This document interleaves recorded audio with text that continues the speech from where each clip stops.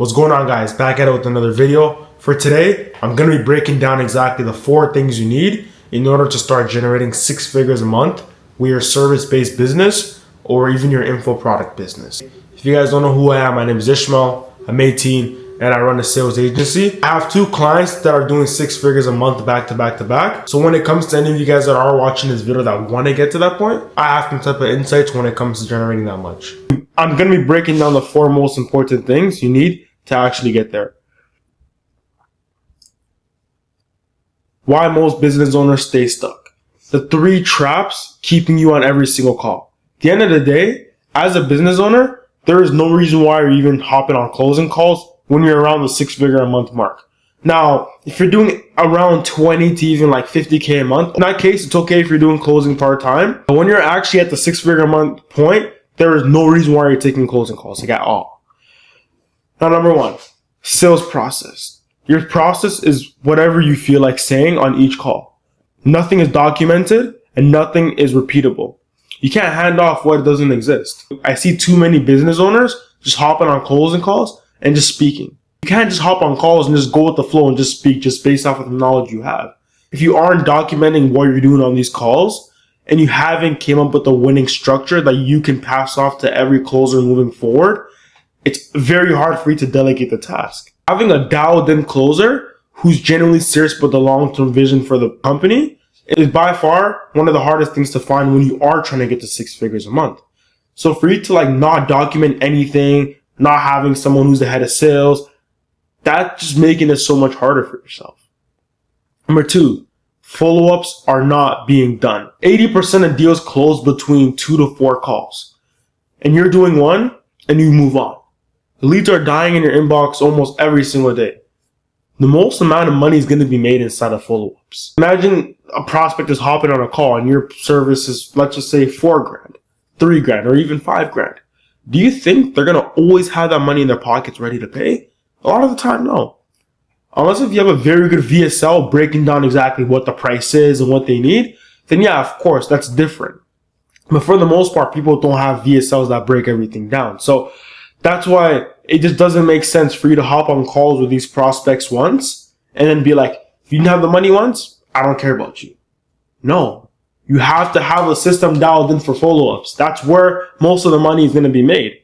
So you having an appointment setter who's on his shit every single day, checking the inbox over and over again and following up with prospects who haven't paid yet, you have to make sure the setters and closers are both on the same page. Because if they're not, it's going to be extremely hard for this to work. They both have to be in sync and they both got to be on the same page. Number 3, you hired a closer, not a system. Your last closer more than likely probably lasted 3 weeks. You sent them in with no training, no pipeline, no key performance indicators. You're not delegating the business, bro. You're literally throwing them in the field and telling them to figure it out on their own. That's just unrealistic. That's why I preach this so much. You have to make sure you've been recording your calls and you know that your training actually works and it doesn't suck in order for you to actually be ready to delegate the task of closing. Believe it or not, my 2 clients that are making 6 figures a month, we realized that show-up rate has increased dramatically when we started booking leads inside of iMessages. So basically we create iMessage group chats and that's where all the calls are. That's where most of the follow-ups are being done. So we're not really doing Calendly links. We're not doing Instagram. We're not doing WhatsApp. It's strictly iMessages. 4 pillars of a 6-figure sales operation. Not 4 tips, not 4 hacks. The 4 non-negotiables that every offer I've scaled to 100K a month literally has in place. Number 1, documented sales process. Your entire call flow discovery, pitch, objection handling, closed, written down, and repeatable by someone who isn't you.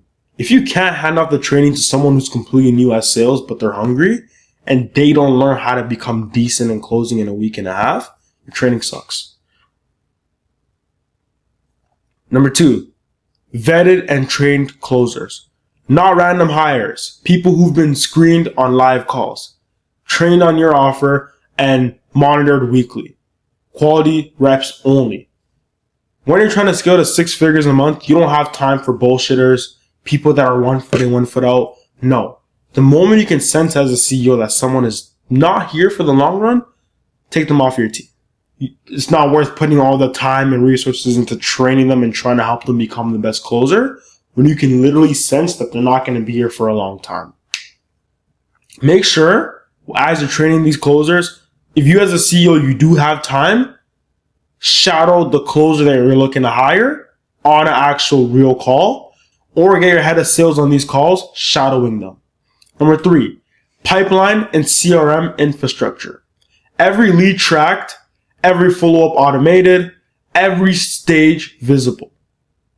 No leads die in DMs or spreadsheets ever again. CRMs is by far the simplest way to track data, meaning you can see exactly the date the lead closed, the day they first texted you, the day you should be following up with them.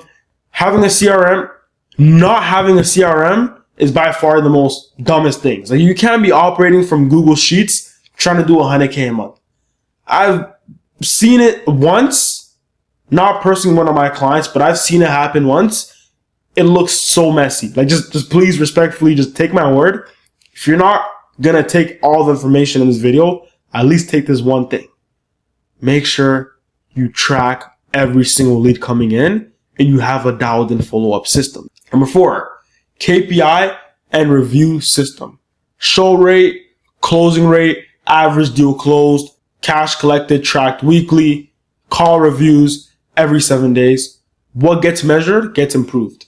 If KPIs aren't being tracked, you aren't seeing which closer and which setter is doing the best, then there's no way you can start giving bonuses and incentivizing your team to work harder when you can't even see who's doing their part and who's completely bullshitting. You and your team have to have the same mindset where all of you guys are striving towards trying to get to the 6-figure a month point. Therefore, there has to be specific goals reached on a day-to-day basis in order to get to 6 figures a month. For example, as a closer, if you don't cash collect at least 3.3 thousand every single day for 30 days, we're not going to hit 100K a month. So if you got to work overtime, you got to do it. If you got to take a couple more calls a day, you also got to do that.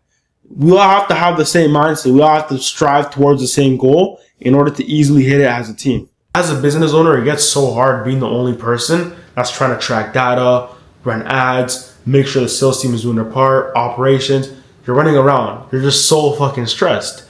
This one thing alone has helped a lot of my clients. I basically have an automation that sends to every single closer and setter, and they're just filling out simple data. How much lead hopped on call, how much cash collected, how much leads didn't show up, whatever it is.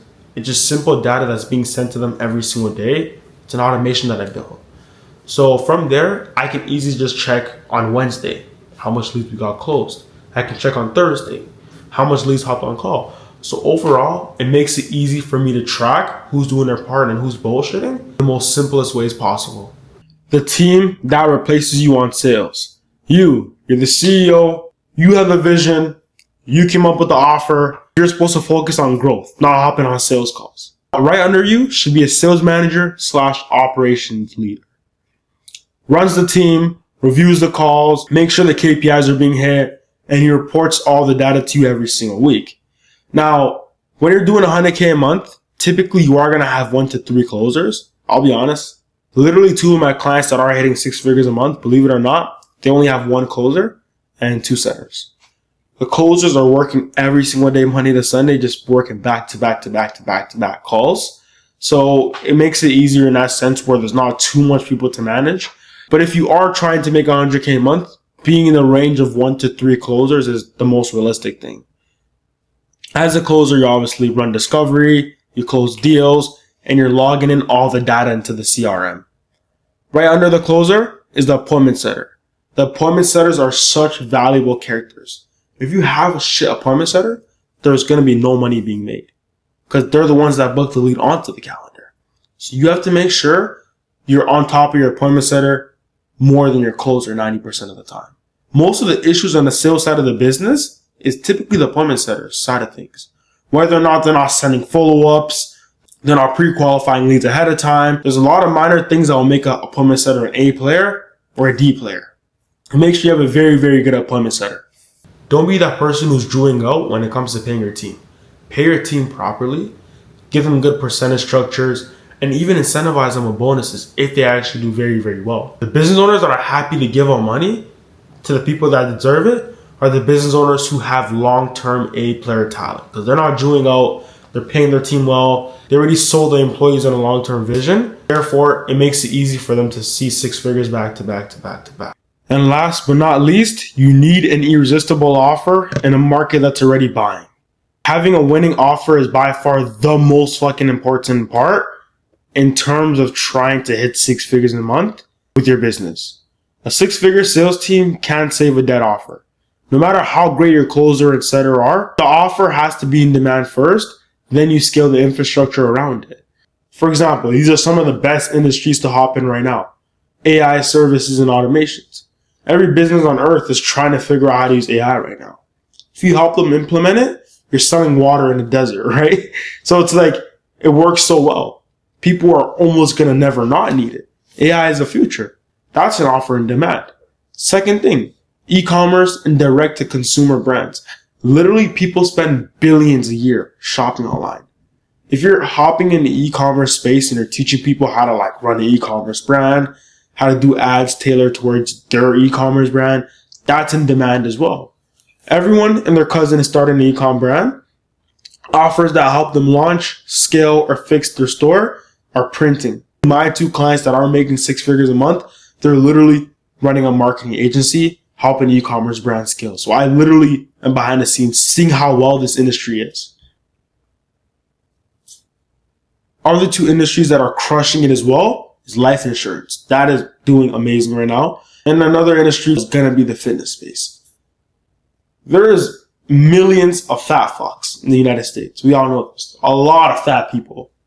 Out of shape, diabetes, just can't stop putting things in their mouth. Right? As weird as it sounds, right? This is the world we live in. Having a fitness offer is definitely not a bad idea either. And there's many more. Just make sure the offer you're selling is something that's in demand and people are always going to need. If that's the case, you are on the right path to get to six figures a month.